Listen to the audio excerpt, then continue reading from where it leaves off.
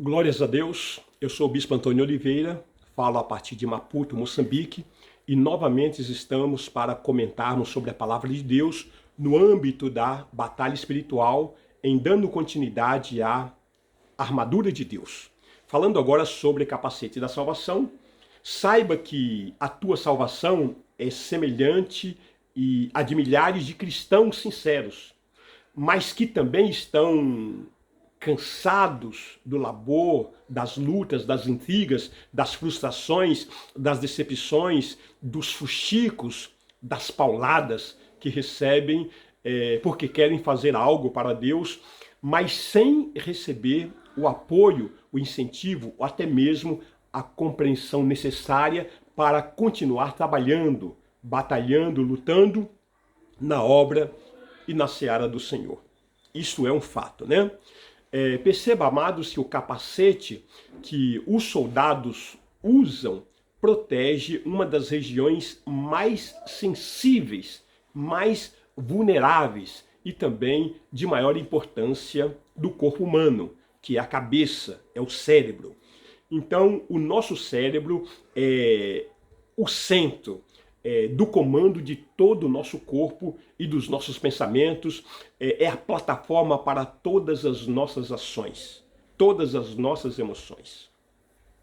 A carta aos Filipenses, no capítulo 4, versículo 8, está escrito o seguinte: finalmente, irmãos, tudo que é verdadeiro, preste muita atenção, tudo que é respeitável, tudo que é justo, tudo que é puro, tudo que é amável, tudo que é de boa fama, se alguma virtude há e se algum louvor existe, seja isso o que ocupe o vosso pensamento.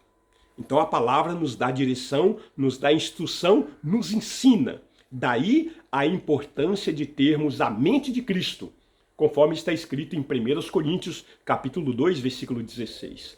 Isso significa que a nossa mente está protegida, sendo, portanto, inviolável, porque nela não há espaço para mais nada a não ser para a palavra de Deus. Como dissemos há pouco, 1 Coríntios capítulo 2, versículo 16, está escrito o seguinte: pois quem conheceu a mente do Senhor, que o possa instruir, nós, porém, temos a mente de Cristo. Ainda na carta aos Colossenses, capítulo 3, versículos 2 e 3, está escrito: pensai nas coisas lá do alto, não nas que são aqui da terra, porque morrestes e a vossa vida está oculta juntamente com Cristo em Deus. Veja que palavra maravilhosa, né? Vamos buscar as coisas lá do alto, em nome de Jesus. Falando sobre a espada do Espírito, no versículo 17, de Efésios capítulo 6, então ali interpreta a si mesmo em relação ao que quer dizer com a espada do Espírito.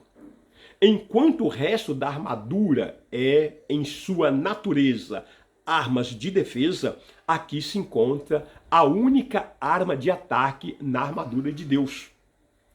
Ela se refere à santidade, ao poder da palavra de Deus.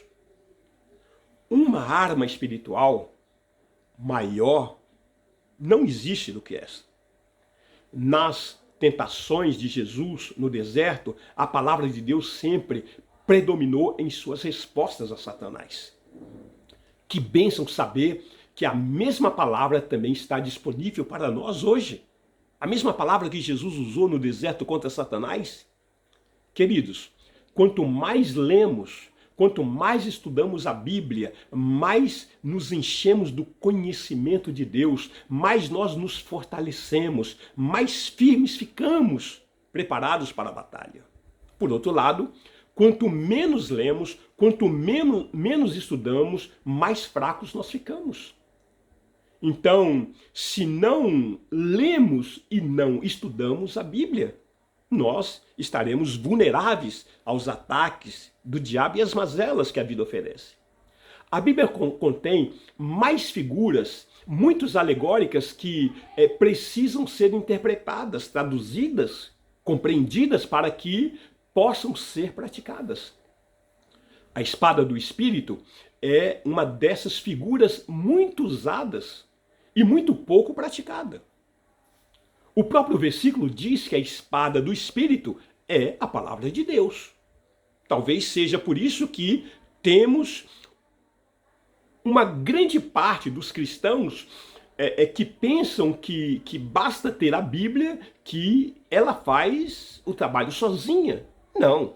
Você precisa pegar a Bíblia e transferir ela do papel para o seu coração, para a sua mente. Não basta ter apenas a Bíblia em casa, ou carregá-la para a denominação, para a igreja, como que você queira chamar, para que sejamos instantaneamente transformados e assim nós possamos estar em condição de vitórias, possamos ser um exímio espadachim. Paulo alertou a Timóteo que o obreiro do Senhor precisa manejar bem a palavra de Deus. Está escrito em 2 Timóteo, capítulo 2, versículo 15. Procura apresentar-te a Deus aprovado, como obreiro que não tem do que se envergonhar, que maneja bem a palavra da verdade. É o que está escrito. Queridos, como se aprende a manejar uma espada? Treinando duro, constante, diário, com muito esforço, com muita dedicação. Ninguém nasce sabendo. Ninguém nasce campeão. Todos os atletas, preste muita atenção, todos os atletas, inclusive aqueles que praticam a esgrima entre diversas armas, né, as espadas, eles dependem de um talento muito apurado e para isso precisa de um treinamento diário, contínuo, dedicado, com muito esforço, com muita dedicação. Faz mais de 27 anos que eu estou ministrando a palavra de Deus, mais de 27 anos que eu leio a palavra de Deus diariamente, e isso me traz um conhecimento sólido, mas aqueles que estão já há muitos anos na igreja e sequer podem dizer que leram a Bíblia de capa a capa, não conhecem a palavra de Deus panoramicamente, não pode usá-la como mapa e nem como bússola, não sabe como ela funciona. Queridos, há pessoas que não conseguem orientação na Bíblia e acabam deixando a congregação, a igreja de Jesus Cristo,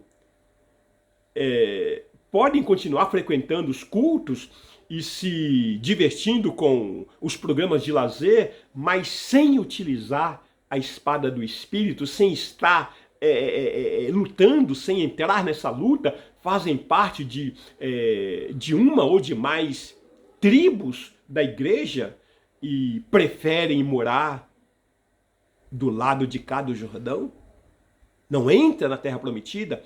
Há, porém, amados, os preparados, os que atiram em um fio de cabelo e não erram. Conforme nós temos revelado em Juízes, no capítulo 20, versículos 15 e 16. E contaram-se naquele dia os filhos de Benjamim, vindos das cidades, eram 27.000 homens que puxavam da espada, afora os moradores de Gibeá, de que se contavam 700 homens escolhidos. Entre todo esse povo havia 700 homens escolhidos, canhotos, os quais atiravam com a funda uma pedra num cabelo e não erravam. Puxa, que habilidade, né?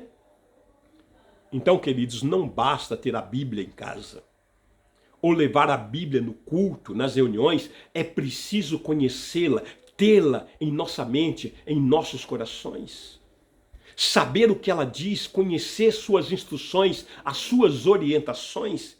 É necessário um envolvimento profundo com a palavra de Deus. No Evangelho de João, capítulo 8, versículo 32, e conhecereis a verdade vos libertará. Como é que você pode ser uma pessoa livre se você não conhece a palavra de Deus? Uma conclusão lógica, portanto. Quem não conhece a verdade, continua escravo, continua cativo. Como se conhece a verdade? Através da Bíblia. Tão somente através da Bíblia, a palavra de Deus. Somente através da Bíblia. Não há alternativas. Mesmo que um anjo venha nos dizer ou fazer, se não estiver de acordo com a Bíblia, deve ser rejeitado de imediato. Veja o que está escrito em Gálatas, no capítulo 1, versículos 6 ao 9. Admira-me que estejais passando tão depressa daquele que vos chamou na graça de Cristo para outro evangelho, o qual não é outro, senão que há alguns que vos perturbam e querem perverter o evangelho de Cristo. Agora veja o que está escrito. Mas ainda que nós, ou mesmo um anjo vindo do céu, vos pregue evangelho que vá além do que vos temos pregado, seja anátema, seja maldito. Assim como já dissemos, e agora repito, se alguém vos prega evangelho que vá além daquele que recebestes, seja anátema. Essa palavra anátema significa maldito. Queridos, nós somos peregrinos e forasteiros dessa terra. A primeira epístola do apóstolo Pedro, no capítulo 2, versículo 11, está escrito: amados, exorto-vos como peregrinos e forasteiros que sois, a vos absterdes das paixões carnais que fazem guerra contra a alma. Abstinência de paixões carnais. Queridos, estamos aqui de passagem para que possamos aportar na Jerusalém celestial. Glórias a Deus. Hebreus capítulo 11, versículo 6, de fato, sem fé é impossível agradar a Deus, porquanto é necessário que aquele que se aproxima de Deus creia que ele existe e que se torna galardoador dos que o buscam. Olha que palavra maravilhosa. Olha que exortação sadia. Um caminho desconhecido para todos nós.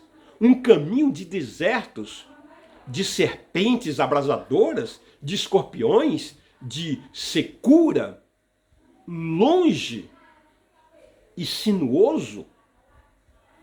Deuteronômio capítulo 8, versículo 15.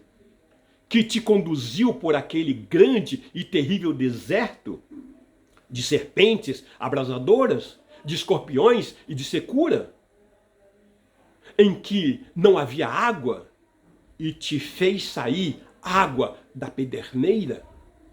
Queridos, muitas vezes ficamos confusos e não sabemos como agir em muitas situações, é verdade? A Bíblia responde. Ela diz como devemos agir em cada situação. Só precisamos descobrir onde na Bíblia estão essas instruções. E para descobrir você precisa pesquisar, você precisa procurar. Mas, para tanto, precisamos conhecer a Bíblia.